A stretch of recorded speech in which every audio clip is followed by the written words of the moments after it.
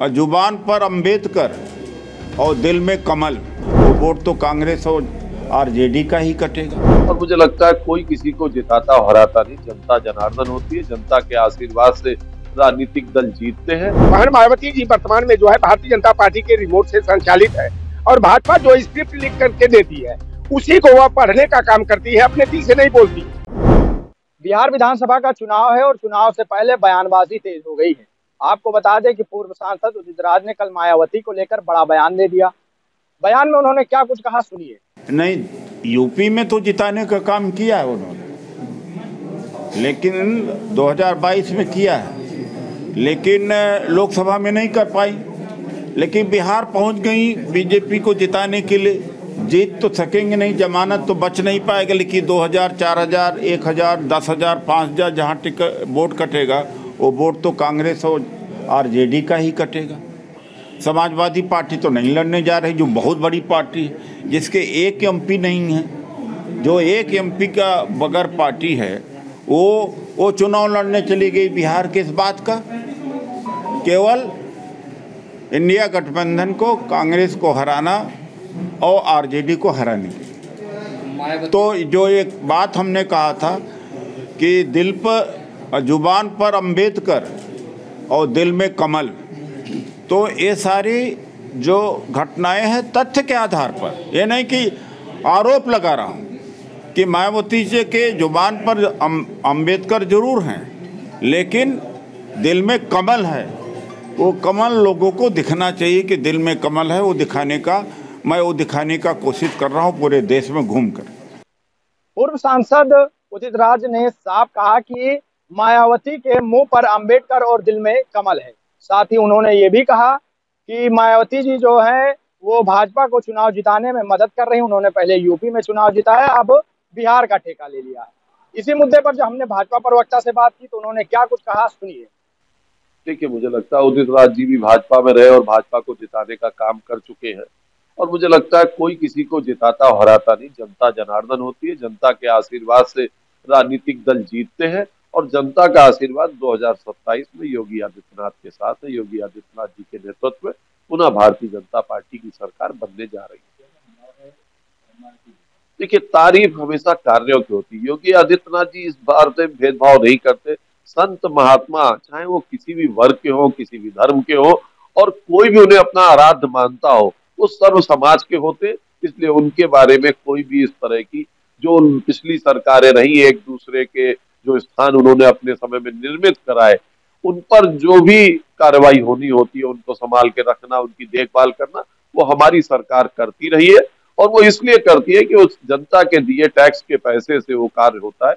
यदि वो जगह जो अच्छी बनी है, वो सुविधा युक्त बनी रहे, सुसज्जित रहे, लोग वहां आते जाते रहे, उसकी देखभाल योगी आदित्यनाथ जी के आदेशों से लगातार भारतीय जनता पार्टी सरकार कर रही है।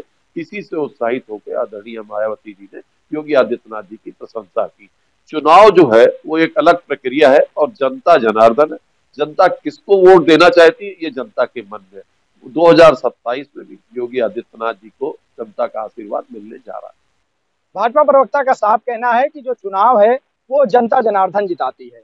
योगी सरकार अच्छा काम कर रही है, इसीलिए चुनाव जीत रहे हैं हम, और 2027 में भी हम चुनाव जीतेंगे और सरकार बनाएंगे।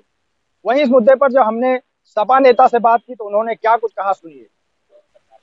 देखिए, उदित राज जी का बयान पूरी तरह से सत्य है। बहन मायावती जी वर्तमान में जो है भारतीय जनता पार्टी के रिमोट से संचालित है और भाजपा जो स्क्रिप्ट लिख करके देती है उसी को वह पढ़ने का काम करती है, अपने दिल से नहीं बोलती है। अंबेडकर जी और मान्यवर कांशीराम जी जो विचारधारा थी, उससे परे जाकर के आरएसएस संचालित जो भारतीय जनता पार्टी है, बहन मायावती जी उसके लिए काम कर रही है। बहन मायावती जी दलित की नहीं, दौलत की बेटी है और भारतीय जनता पार्टी लगता है कि उन पर दहशत का प्रभाव डाल दिया है। 9 सितंबर को मान्यवर कांशीराम जी की 19वीं पुण्यतिथि थी, लेकिन 16वीं, 17वीं, 18वीं पुण्यतिथि बहन मायावती जी ने इतने दावे के साथ नहीं आयोजित किया, लेकिन दावा किया गया कि मान्यवर कांशीराम जी के 19वीं पुण्यतिथि पर इतना जबरदस्त भीड़ जुटाया जाएगा कि लखनऊ में पैर रखने की जगह नहीं रहेगी, नीले झंडे से पड़ जाएगा। उसी से 2 दिन पहले एनसीआरबी की रिपोर्ट आई थी, जिसमें दलित उत्पीड़न में यूपी नंबर 1, छात्र, नौजवान और किसान की बदहाली में यूपी नंबर 1, बहन बेटियों की उठाई गिरी में यूपी नंबर 1, पिछड़ों दलितों की हत्या में और बलात्कार में यूपी नंबर 1। और बहन मायावती जी जो है भारतीय जनता पार्टी के कसीदे पढ़ रही थी, वह केंद्र सरकार की और योगी आदित्यनाथ के नीतियों की सराहना कर रही थी और धन्यवाद दे रही थी। तो इससे साफ हो गया जो दलित वर्ग बहन मायावती जी में भरोसा जता रहा था, वह सारी उम्मीदों पर पानी फेरने का काम बहन मायावती जी ने किया है। मैं अभी आजमगढ़, मऊ, अंबेडकर नगर और फैजाबाद का भ्रमण करके आ रहा हूँ। पूरा दलित वर्ग का जो समझदार व्यक्ति है वह कह रहा कि आज भारतीय जनता पार्टी लोकतंत्र को, संविधान को खत्म करने पर तुली हुई है। अंबेडकर बात की जगह जो है मनुवाद को स्थापित करना चाहती है। भारतीय संविधान की जगह मनुस्मृति के विधान को और बंच ऑफ थॉट्स की नीतियों को लागू करके ओबीसी, एससी, एसटी, माइनॉरिटी का भविष्य खतरे में डालने का काम कर रही है। और बहन मायावती जी का जब 2022 का विधानसभा चुनाव था, असली चरित्र उसी दिन उजागर हो गया था जब इन्होंने 150 सीटों पर ऐलान किया था कि जहां समाजवादी पार्टी जीतने की स्थिति में हो, हमारी पार्टी हार रही हो और भाजपा दूसरे नंबर पर हो, वहां भारतीय जनता पार्टी के पक्ष में मतदान करने की अपील उन्होंने अपने मतदाताओं से किया था। लोकसभा का चुनाव चल रहा था। 16 अप्रैल को उनके जो है भतीजे जो है वह सीतापुर में जो है रैली को करते हुए भारतीय जनता पार्टी और आरएसएस की जबरदस्त खिंचाई किया था।